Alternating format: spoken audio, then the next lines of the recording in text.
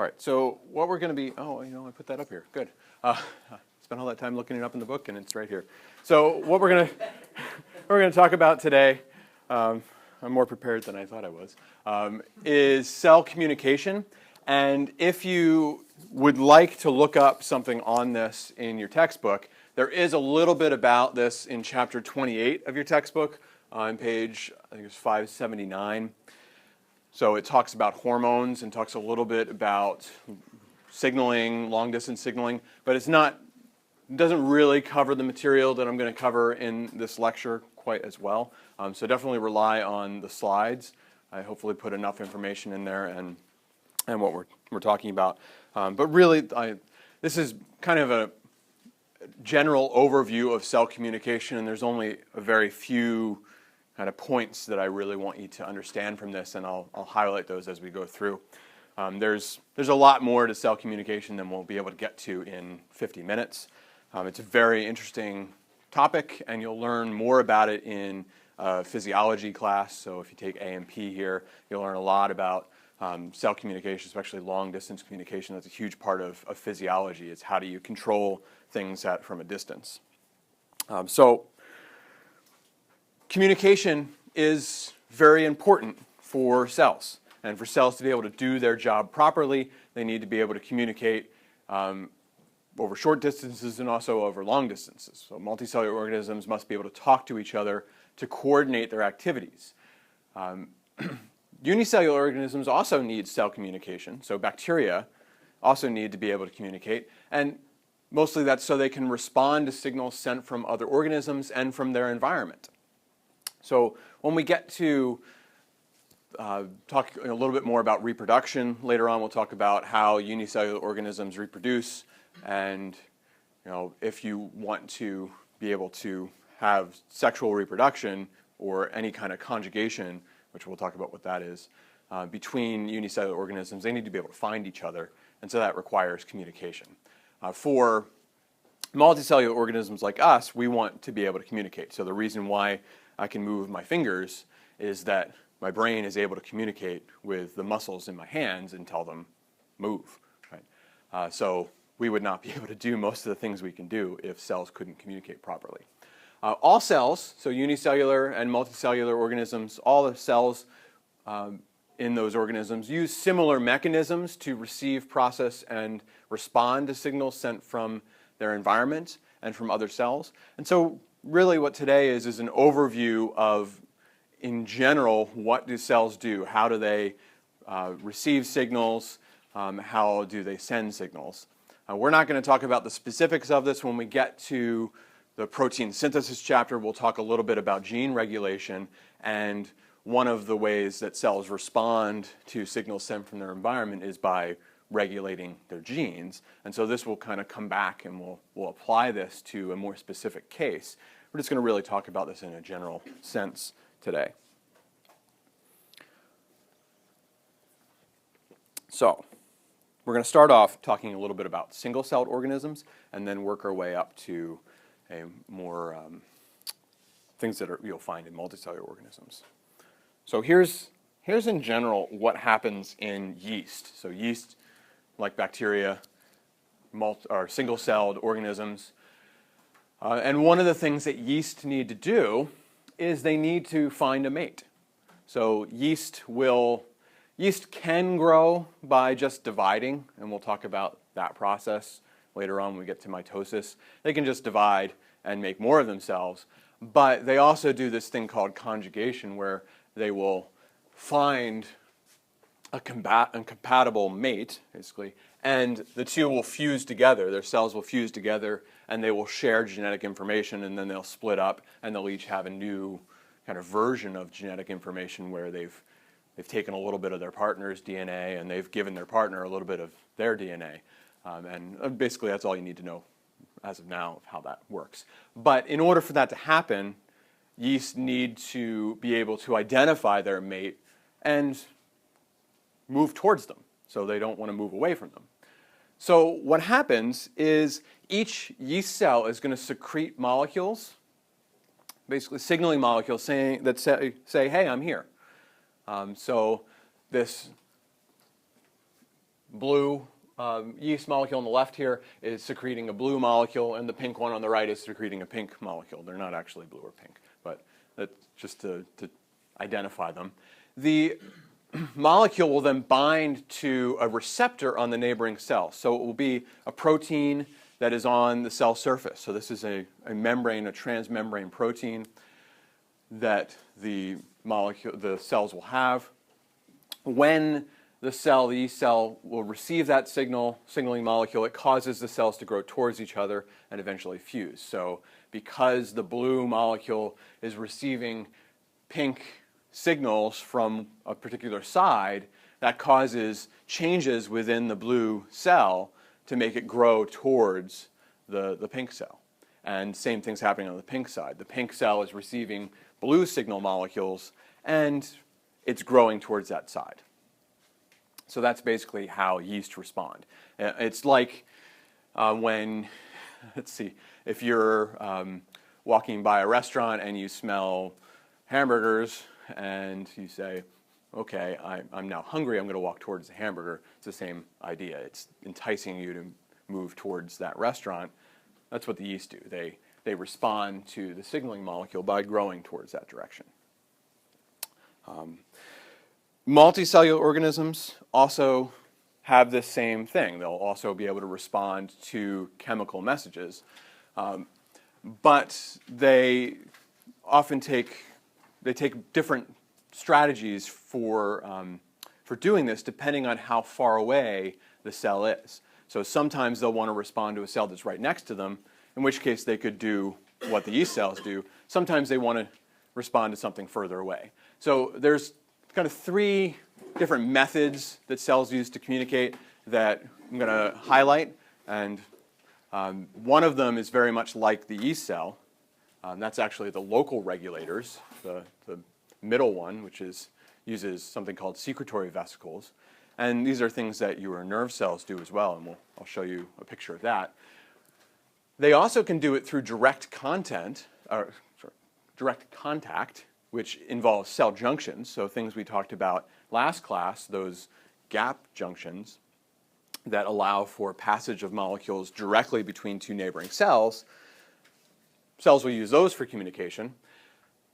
So what if the cell that I want to communicate with is not directly contacting me, and it's not really close, so I can't use this local regulating secretory method like the yeast do? We also have a method for long distance regulation, and that involves hormones. So hormones are a way of allowing us to have long distance communication.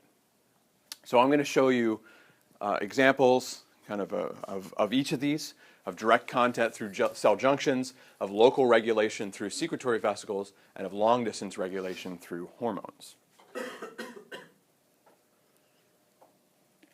Okay, so here's what direct contact looks like. And it's very similar to what we saw the other day when we looked at cell junctions. So cell junctions allow chemical signals to pass directly between adjacent cells.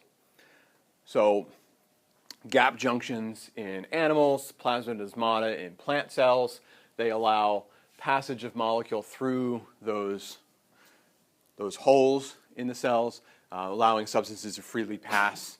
And so we'll eventually get to what those substances or those molecules do when they get to the other side. There's also cell-cell recognition is kind of along the same lines of these things. It's where two cells physically touch. So anytime two cells physically touch, that's one way of passing things. So here they don't need to have holes between them. We're going to see that you can actually cause a reaction in a neighboring cell simply by touching things that are on the outside of it. So these would be like the extracellular matrices of two neighboring cells coming into contact, and then a reaction, something occurring on the inside of one of the cells as a consequence of that. So an example of this would be, this might be a white blood cell, and this might be something in your blood. Your white blood cells bounce in around, coming into contact with things that are in your bloodstream.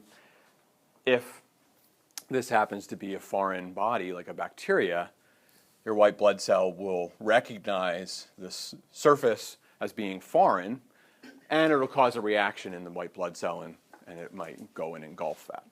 So that's also direct contact. So either through cell junctions between neighboring cells, cells that are actually physically attached to each other, or through extracellular matrix, kind of surface proteins that allow for cell-cell recognition. Okay, so those are cells that are right on top of each other. What about cells that are near each other but have kind of a gap between them? We can also have signals between nearby cells, and those are called local regulators. So these are messenger molecules that influence cells in the vicinity of the cell that releases them, not necessarily touching them, but nearby. This has the added advantage that one cell can now communicate with multiple cells rather than through physical contact where it's typically one cell communicating with one other cell. We now have here on the left one cell communicating with three cells by releasing something into the space around it.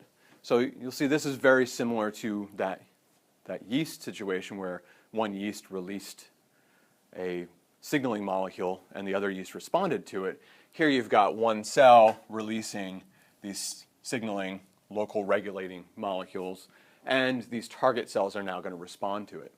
So numerous cells can receive and respond to local signals produced by a single cell in their vicinity. So this is what happens with your nerve cells. So your nerve cells, and we'll talk a little bit more about firing of nerve cells as we get a little further into this, probably in the next chapter. But your nerve cells don't actually physically touch each other. They've got a little gap between them, and your one nerve cell that fires is responding to electrical signals firing down it, will release something called a neurotransmitter, and you may have heard of the word neurotransmitter before. There are lots of kinds of neurotransmitters. The neurotransmitter will then diffuse into the targeting cell. I mean, the space between them is pretty small, but there is a gap there, and it'll cause this cell then to fire. And the same thing will happen on the other end of this. So nerve cells are often these long cells. They've got their nucleus on this side, and then they'll have these other parts here. So they receive a signal here, and it's going to cause a reaction down here, and we'll talk about that maybe a little bit in the next chapter, how that signal is passed within the cell. So local regulators, take-home message, allow for signaling with nearby cells and can also cause numerous cells to receive the same signal from one cell. So where this might be important is, let's say your cell wants to cause a coordinated response in a localized area and cause all kinds of cells around it to react in one way. If they release this local regulator, all the neighboring cells are going to get the signal at roughly the same time, and they can all respond and do something together. So this could be that they all start producing a certain protein at the same time, or maybe they all start attacking. Maybe this cell is in trouble and it needs a bunch of white blood cells to come in and respond to it. Sure, there's lots of situations this could happen, but it's local regulations in one area of the organism within a small distance from the cells, though not physically touching. Okay, so we have direct contact, we have local regulators. The third kind is long-distance regulation, and this is accomplished mainly through hormones. So what happens with hormones is that you have cells called endocrine cells that will release hormones into your bloodstream. The hormones will go all throughout your entire body. So your bloodstream, your circulatory system is very good at getting things everywhere in your body. And it'll disperse this hormone everywhere in your body, and then those hormones will diffuse into target cells all over the body and cause reactions. So specialized cells release hormone molecules which travel via the circulatory system to target cells. So we're going to talk about why this doesn't cause the same reaction in every single cell in your body, but this allows you to get a signal out broadly. So if you want to respond to something system-wide, a hormone is your best way of doing this. An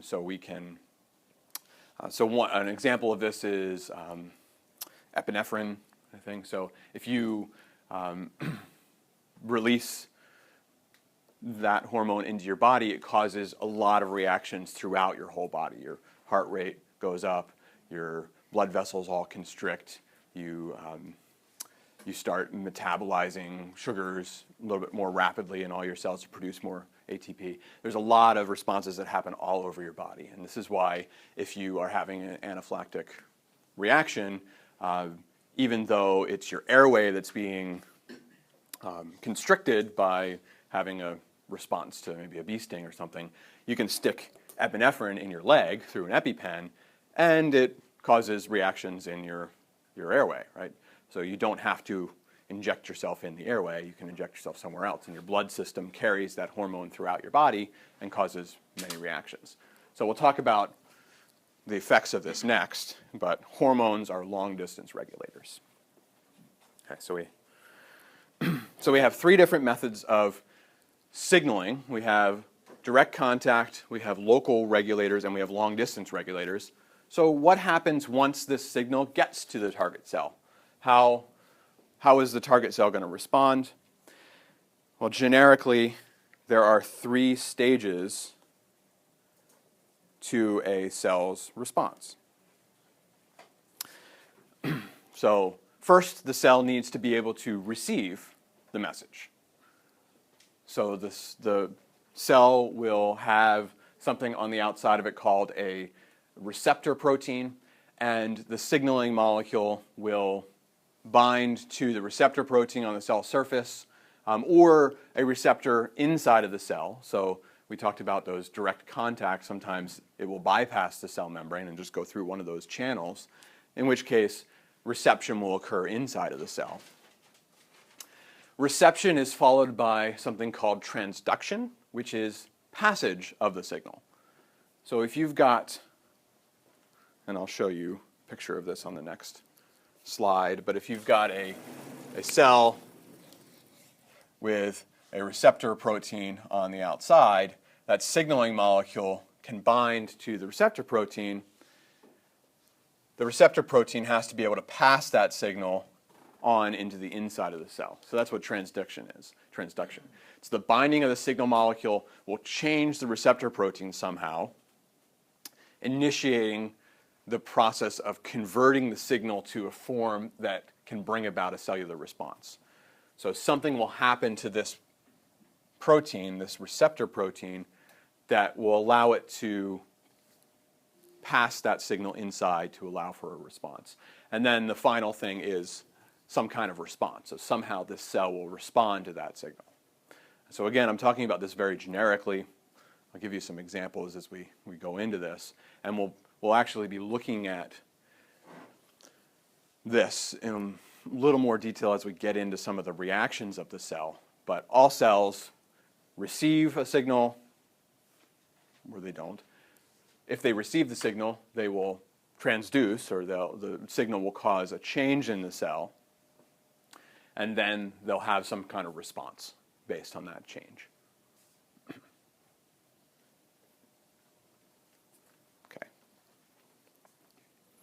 So again, we'll go into kind of all these parts in a little more detail.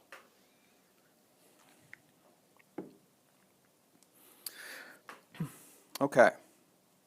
So here's kind of graphically these three things. So reception, transduction, and response is here. So reception, signaling molecule binds to a surface protein. That's reception. The surface protein changes somehow and leads to passage of that signal into the cell. That's called transduction. It relays the molecule in a signal transduction pathway. And that transduction will lead to a cellular response of some sort as it goes in. Okay. So the first step is reception. So we've passed a signaling molecule either through direct contact, through a local regulator, or through a hormone, long-distance regulator. The only way we're going to get a response in a cell is if it has an appropriate receptor protein. So a receptor protein on the target cell will allow the cell to hear the signal. This is kind of the interesting, or the part that makes this work so well in cells, is that only cells with receptor proteins that are complementary to the signal molecule, signal molecules are sometimes called ligands, will respond to it. Most signal receptors are plasma membrane proteins, which we talked about before. So this is why all cells don't respond to the same signals, and this is why you can have hormones released in your body and every cell doesn't respond. So testosterone causes hair growth in some cells, but it doesn't cause hair growth in your stomach cells, right?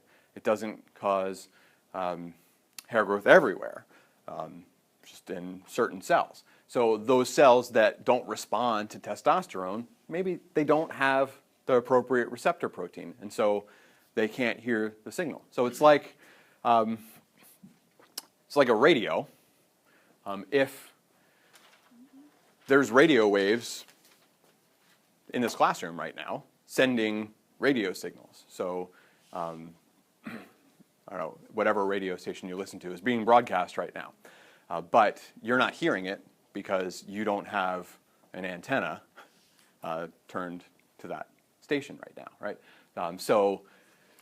And this is also why even if you have a radio, you don't hear all radio stations at once because you don't have it tuned to the right radio station. So you need to have the right mechanism or the right antenna to connect to that signal. So cells need the right receptor protein to be able to connect to that signal. This is really, really kind of an ingenious way of doing it because you can send a signal pretty broadly and not have it be responded to by every cell. So cell signaling or cell surface receptors are critical to the function of organisms.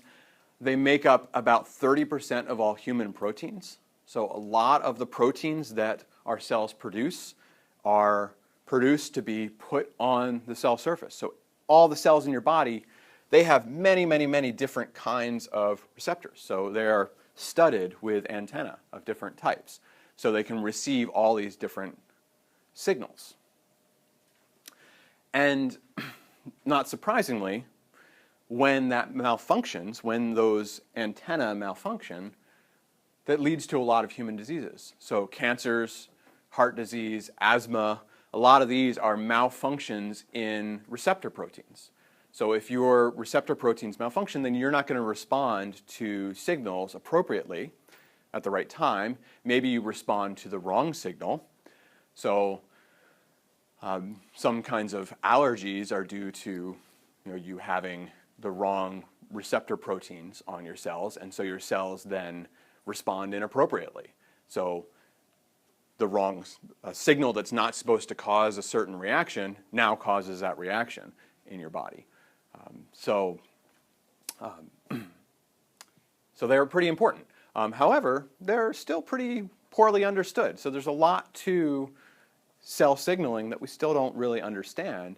And until we get a really good grasp of how this process works and how these different proteins come about, we're not going to be able to cure some of these problems. So there's certain diseases that we still don't know a lot about because we don't really have a good grasp of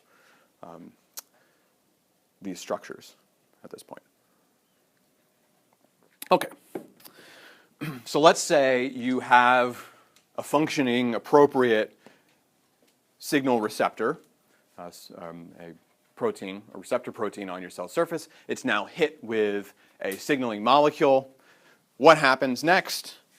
Well, that signal needs to be transferred to the inside of the cell and needs to ultimately lead to a response. And this process of bringing the signal into the cell and converting it into a form that's going to lead about to a response is called transduction. Transduction is a hugely diverse process. It depends, the exact way it happens depends on the cell, depends on the signal, and is hugely varied, but it's all about taking, after you receive that signal, eventually causing a response, and it's what happens in between that. Signal transduction stage of a cell is often a multi-step pathway, so it often doesn't just have one process to it. It often has multi-steps, and this is sometimes called cascades of molecular interaction. So what that means is that one molecular interaction will trigger multiple steps, each step of which amplifies that signal.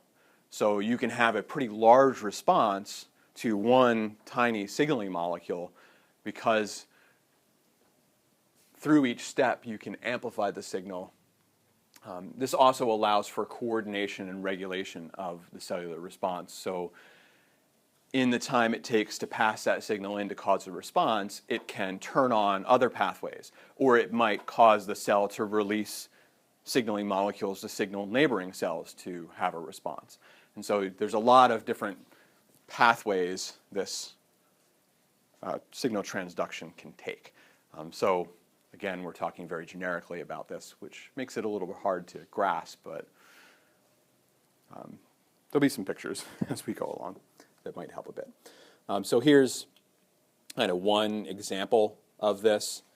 So you have a signaling molecule cause changes to that receptor protein which activates a relay molecule. And this activated relay molecule takes an enzyme here and activates it. And then that enzyme in turn activates another enzyme. And that enzyme activates another enzyme. And this keeps happening. And so eventually you have all these enzymes that don't just function once. So this first thing called active protein kinase 1 could activate many protein kinases 2. And then each of those protein kinases 2 can activate many protein kinases 3. And each of those can then activate the ultimate protein that you wanted to turn on, and this leads to a reaction. So now instead of just one signaling molecule leading to one active protein, let's say that one signaling molecule activated 5 of these. Each of those activated 5 of these. So now you've got 25. Each of those 25 kinases 2 activated 5 kinases 3. So now you have 125. And so each of these could then activate several of these. And so now instead of just one-to-one, you now have a lot of these. And that could lead to a pretty large cellular response. So that's the idea here. And it's probably on a larger scale than that. It's probably thousands of each of these. So that's what a cascade would be called, because each step magnifies the effect. So it would be like you telling 10 friends a secret and then each of them telling 10 friends. It's this pyramid kind of process. Okay. Okay, so the last step is a response. So cell signaling leads to a response of some sort. And there can be many kind of ultimate effects of cell signaling. Signal transduction pathways ultimately lead to the regulation of one or more cellular activities. Many times what's happening, and we'll get into a specific example of this once we get to protein synthesis later in the semester, is by turning specific genes on or off. So by that I mean turning on the process of making a protein or shutting down the process of making a protein. So that's often the ultimate kind of response.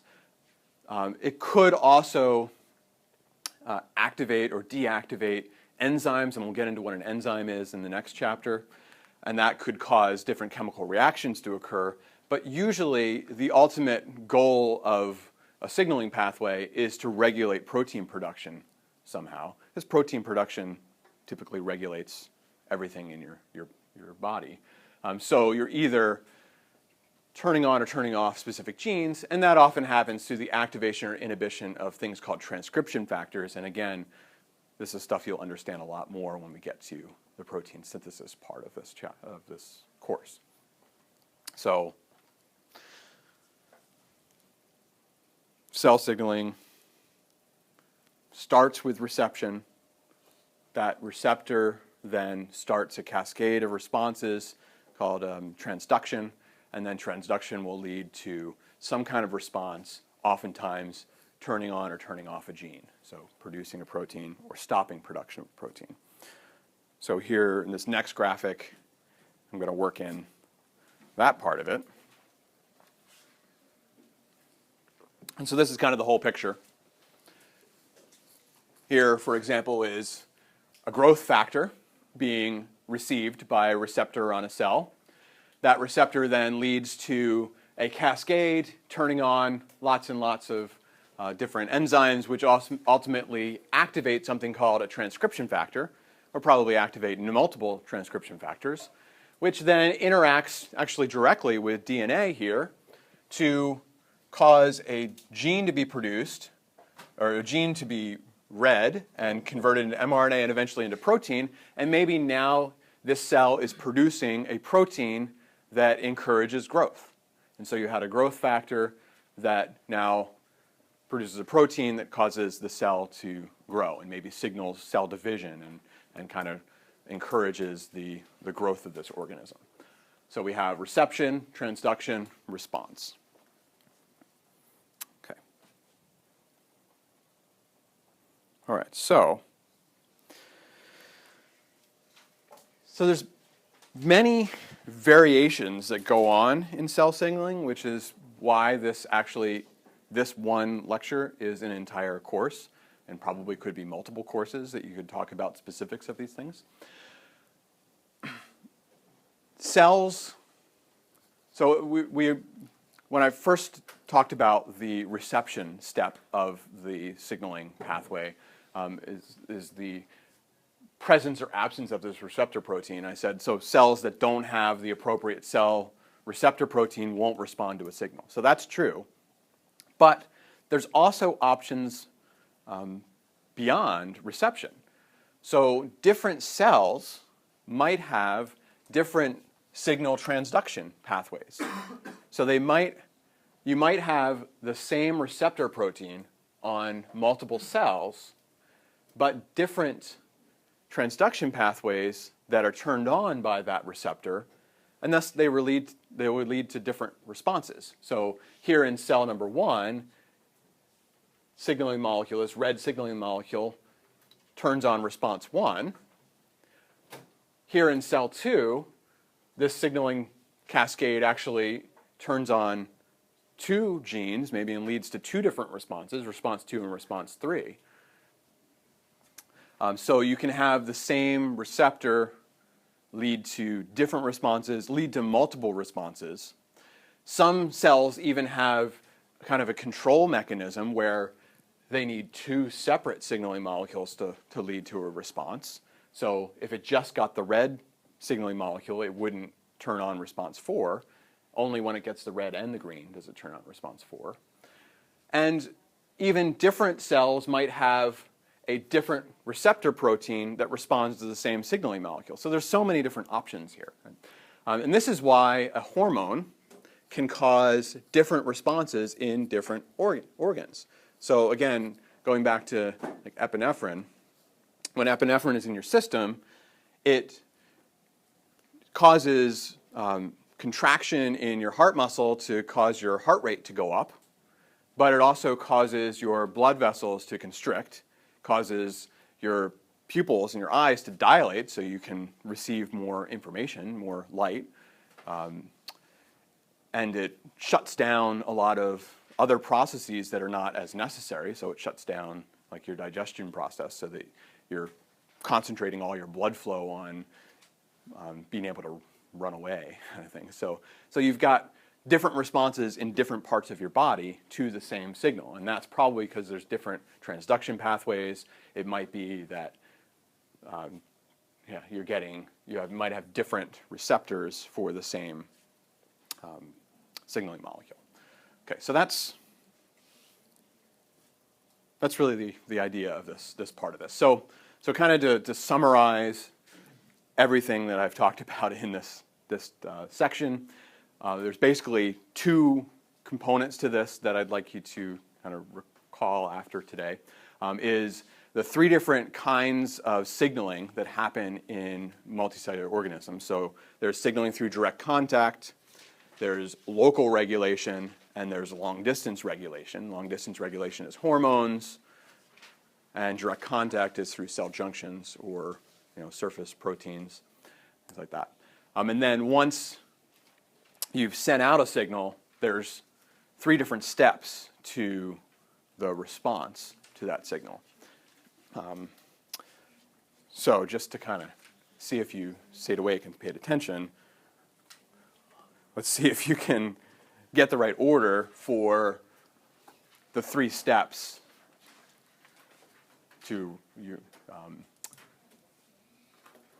for the signal transduction pathway. So what order do they happen in?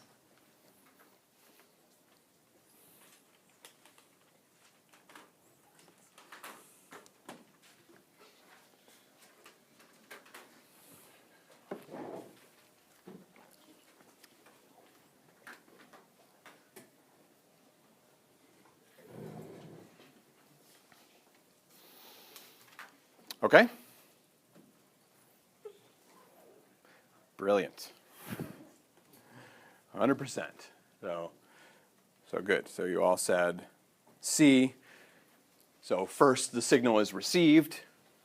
Then after it's received, there's a transduction pathway activated, which might amplify the signal, will lead to ultimately a response within the cell. Okay. So those two parts of it, so the three different mechanisms, so local, direct contact, and long distance, and then the three steps to signal transduction, reception, transduction, response. Nothing else from today. You get those things. That's at least a brief introduction to cell signaling. So again, there is some of this later on in your textbook. You can take a look at that chapter. It talks about hormones, and it does a little bit of an overview of it. But other than that, just stick to the slides. Okay, so we're going to move on to Chapter 4 starting on Monday. Have a good weekend.